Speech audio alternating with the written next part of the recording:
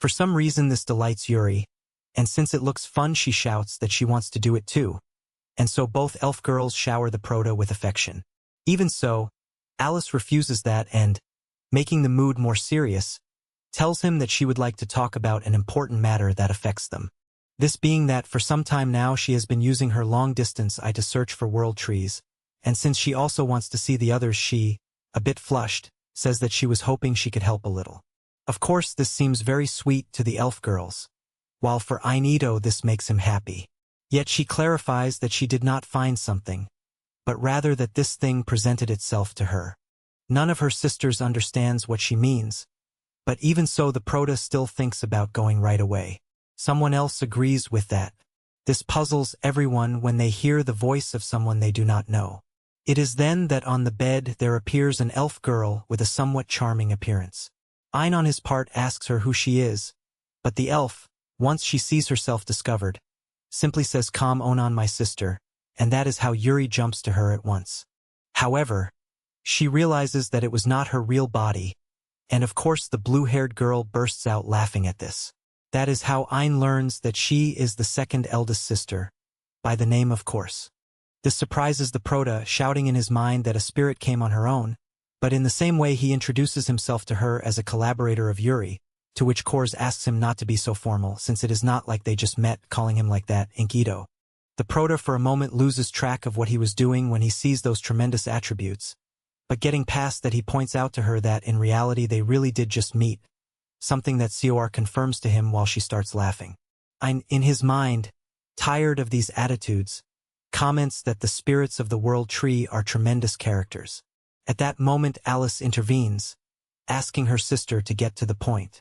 She obeys, informing them that a demon is heading toward a world tree and asking for their help in this, since for now they are resisting, but it is stronger than she thought. Being that the case, the proto wants to help, asking her where her world tree is. Caresta that it is not about her, but rather they are attacking May's world tree, to which Yuri tells him that she is the smallest of them all. Alice adds that she used her eye to find May's tree, discovering that apparently the whole area is a huge secret dungeon. He asks if May's guardian is trying to drive away the threat. The blue-haired girl denies this, since her guardian died a long time ago. At this, Ursula's voice is heard, reminding him that the world trees are very valuable sources of mana. Therefore people would do anything to keep them. Thus, as she gets her answer, Crush adds that now she also dedicates herself to protecting May, and moreover Alice tells him that, being a greater spirit, she is able to carry out activities independently without having to be tied to her world tree. With this, of course, the proto groups his ideas, now taking into account that Korch is taking care of May, but the demon that is attacking her is about to reach her. The blue-haired girl confirms this to him, highlighting that she did not expect less from Yuri's fiancé, and so the one in love is very happy with that praise, but the proto is processing the tremendous word with so much emotional weight that she just mentioned far too slowly, Elencito. It is then that she moves her body, commenting that this is a faithful copy of the original, the one that is now protecting maybe, how much longer will she be able to endure? Alice asks her if she cannot defeat the evil eye. She answers that if she exerts herself she surely can, but she would also wipe out May's tree and all of Rishik. And pointing at her eye, she says that this little one is not easily controlled.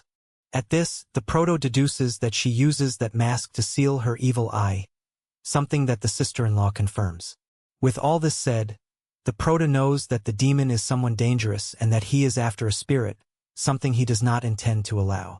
So he asks the elf girls if it seems fine to them to go help their sisters. Obviously, they accept without hesitation. Thus Inzito asks Kors to hold out as much as they can, since they will go to the place. Seeing this determination, the blue-haired girl understands why her sisters love him so much, and before leaving she mentions that Al knows where the world tree is, and then, saying goodbye to her beloved sisters, she disappears. Already being in the forest, he wonders if the whole area really is a dungeon. Ursula confirms it to him, adding that it is enchanted with several powerful curses, so if he tries to fly over it a curse will be activated, so that he will never leave. And even though it might seem that they could get lost, the proto, thanks to Alice, can use long-distance eye and evaluate in order to know the location of the tree. Pina with this is more relieved, and also because the Proto is a full-fledged dungeon abuser, remembering how bad he was with the traps he set for her that time. There they also realize that no monster appears, even though people say that there are some very strong ones in the place. Ursula answers him that the creatures are not that dumb, and since they can feel how powerful the Proto is, they will not approach carelessly. Being that the case, the Proto decides to hurry using super acceleration, but on the way he runs into something, this being a large number of flying insects controlled by a countess of the demonic nobility, whose name is Hornet the Indestructible. And this very one already wants to start the fight, but seeing that a bear plans to interfere, she decides to send him a few insects while at the same time she tells Ein that he has become arrogant just for defeating Falco and Shadow, thus launching her insects at him. However, she notices that in an instant he has disappeared, and now she has been pierced by the Proto's sword, who makes it clear to her that he will show no mercy against the demons. Yet the body he has just pierced was full of insects, and now he hears the woman in the distance, who tells him that she possesses the ability Pheromone Leader, which allows her to control her underlings through signals by means of pheromones, and then she asks him which one he thinks she is. The Proto does not care, since he will kill them all. At the same time, Ursula tells him that she has already analyzed the weak point of each one.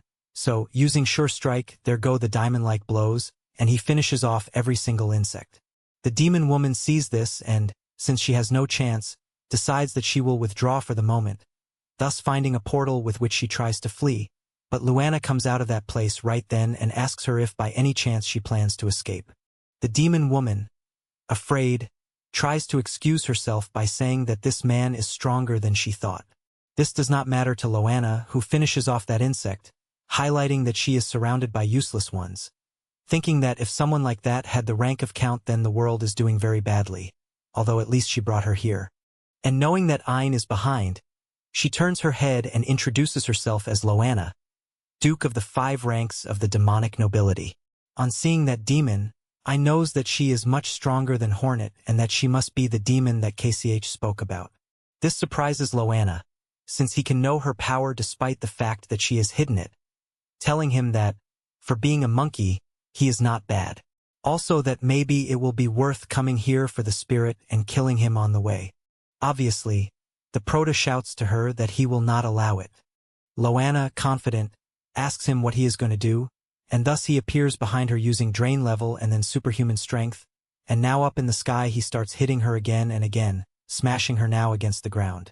More than hurting her, this only excites the crazy woman even more, who, very happy, tells him that it had been a long time since anyone had made her bleed, now using Precise Shot, which, although they will not stop until they hit him, our protagonist counters with parry. Luana does not understand what that skill is, and when she tries to dodge she notices that she cannot, being struck by those projectiles, and although she comes out somewhat unscathed, she thinks it makes no sense that a single drain level affected her so much, only to then be beheaded by and with her head already on the floor she does not finish processing this. It is then that Ken, seeing that she still does not die, points out that the demons are tougher than cockroaches, revealing to her that he did not use Drain Level only once, since every time he hit her with superhuman strength he imbued each blow with Drain Level. In short, now she is weaker than the monsters in this area. Luana does not accept this, since she is a genius blessed with a talent and powers reserved for a few, shouting that she will not allow rabble like him to finish her off so easily, thus opening a portal to escape while telling him that she would have won if it had not been for his cowardly Drain Level, shouting to him that next time she will kill him. And although Ein thinks about finishing this, Ursula stops him because right now the important thing is to see that Cor and May are safe. This the Proto knows, so he decides to do that. Now we see them in front of the crisis of the tree, where the sisters are up there. Alice tells him that it is coated with spiritual power, so common people cannot see them. It is there that the chrysalis opens, where Suar tells him to come in, and when he does they see a beautiful landscape, now meeting at last the blue-haired girl, whom Yuri quickly hugs, and Pina does her special greeting with her, and then she goes to tease Alice, whom Curse teases saying that she knows that Alice would love to share a secret greeting with a certain boy. There the Proto asks her where May is, to which Curse answers that she is taking a nap, and when he approaches he notices that she is a little girl, so he thinks that it will be best if she keeps sleeping, but when he steps away he steps on a branch, making the girl wake up. Our Proto gets scared, but the girl even more. At this, the Proto tries to calm her, telling her that he is not scary and that he is not suspicious either, making a funny face, but the very silly guy only scares her more. It is there that Yuri comes in, with whom she does calm down, and she jumps into her arms. In the same way she approaches her other sisters, being very happy to see them again, revealing, the little one, that since she knew they would come she made them a flower crown. But she did not finish all of them because she fell asleep halfway, and taking the flowers the little girl had, she fixes it to put it on her hair, promising her that they will make the others together. May asks her how she looks, to which the elf girl answers that she looks lovely. Being so, the girl thinks that surely now everyone in the world will look at her. At that, A appears, thanking Yuri for making her stop crying. However, May shouts to her sister to be careful, since that man was shooting out there. Yuri calms her, telling her that his name is Ein, that he drove away the enemy and that he is a good person, and so the little one apologizes to him. Ein, bending down, asks her not to apologize since he also admits that he scared her, although then he notices that the little one keeps looking at him, so he asks her what is wrong, to which she asks him if she can sit on his lap, something that Inkido allows, and so, on a bench we see the two of them where the girl also asks him to stroke her head. He does so, but May then asks him to lift her in his arms, something that the good Proto obeys, now seeing how the girl is having fun. Right there May asks him to lift her higher. The Proto, without doubting, obeys, thus leaping in a jump to the sky. But the Underser, once up there, wonders if it will not be too much. On the ground the elf girls think that this is going wrong, adding Cor that May's longest crying fits can last up to a week. Yuri says that they will distract her with sweets. Pina thinks that Ein cannot get along with all the spirits, and Alice is only worried. Then at last Ein falls to the ground.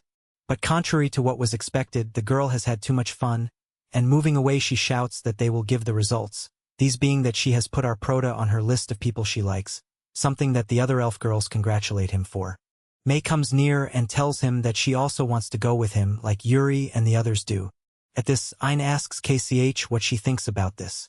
The blue-haired girl thinks that it is fine, since she would like to respect Bay's will, and that he should not worry, since she will protect this place in her absence.